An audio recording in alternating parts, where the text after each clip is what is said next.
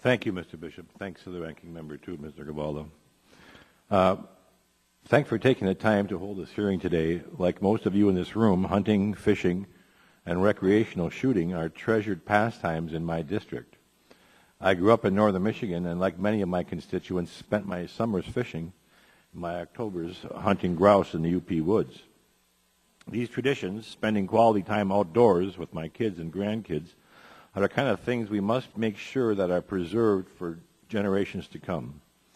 This bill, H.R. 1825, the Recreational Fishing and Hunting Heritage and Opportunities Act, works to ensure that these cherished moments, hunting, fishing, and recreational shooting, will be enjoyed by generations to come.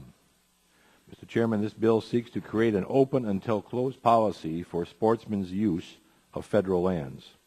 As you know, nearly a quarter of the United States land mass, over 500 million acres, is managed by the Bureau of Land Management, the Fish and Wildlife Service, and the Forest Service.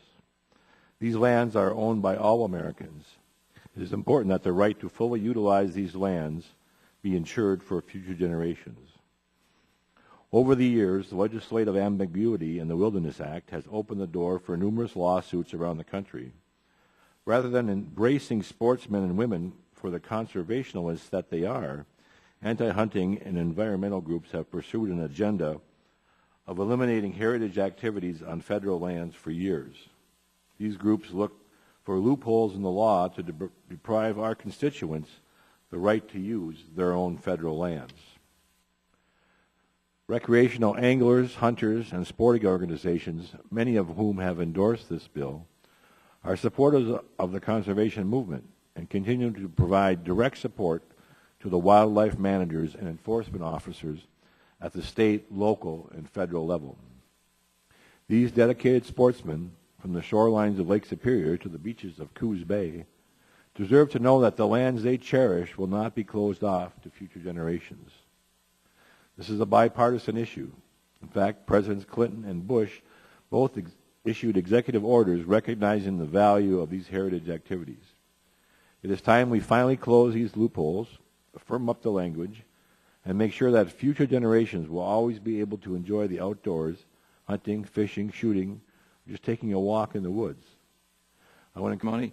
We're going to ask questions only on the Sportsmen bill first. We'll deal with that, and then we'll go back to testimony and questions that deal with the other three pieces of legislation before us today.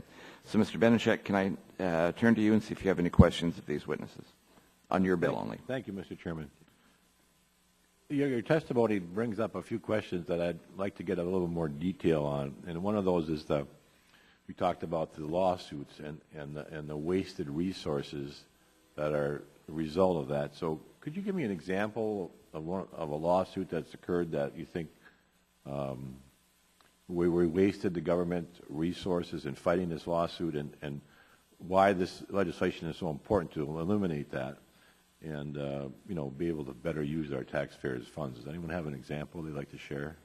Well, Mr. Chairman, Mr. Benishek, a classic example arises in your home state involving the Huron-Manistee National Forest, the lawsuit better known as the Meister case. Individuals filed suit against the Forest Service arguing that the agency had failed to consider closing large swaths of the Huron-Manistee National Forest to hunting, because these individuals contended that the presence of hunters in the fall and the fact that they might hear some distant gunshots interfered with their quality experience. A U.S. District Court dismissed the case, turned down the plaintiffs. It was appealed to the Sixth Circuit. The Sixth Circuit upheld the plaintiffs and told the Forest Service that they had to go back, they had to redo their plan, they had to expressly consider closing large chunks of the national forest to hunting because of these, I'll call them the tender aesthetic sensibilities. The Forest Service went back, redid the plan. They concluded that action last winter. Mr. Meister and company were not satisfied with the revised plan and the revised consideration they got.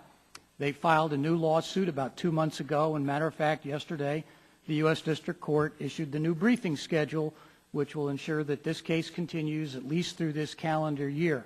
I hate to think of the amount of money that has been squandered on both the litigation and the now the second redo of the forest plan, all aimed at essentially running the hunters off during a limited, 6-week hunting season in the fall months.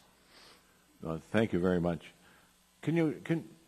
I know I grew up in a little town called Iron River, and we had a hotel, so that during the deer hunting season, we were just so happy that the hunting season came because the hotel was full, and it basically got us through the winter because sometimes there was not much happening else.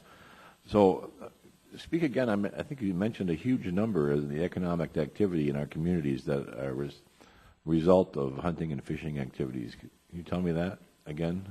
The figure was $90 billion in 2011, and that's just counting the amount of money that has been collected from excise taxes from Pittman Robertson and Dingle Johnson. But then that doesn't even account for all of the added money that is collected from, as you point out, the local hotel, perhaps the gas station, the convenience store, and all of the additional outdoor equipment that is purchased.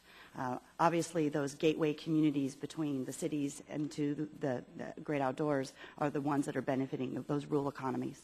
Well, as a member of that rural economy as a child, the people that would come up to the Upper Peninsula from the Detroit area and the big city, those guys would just love their opportunity to get to the woods, and it was a real economic boost to our town. And even now, as I go back to my district and the hotels and community centers that these hunters frequent, those small localities depend so heavily on those hunters that it's very important to their overall survival through sometimes it's a very tough winter.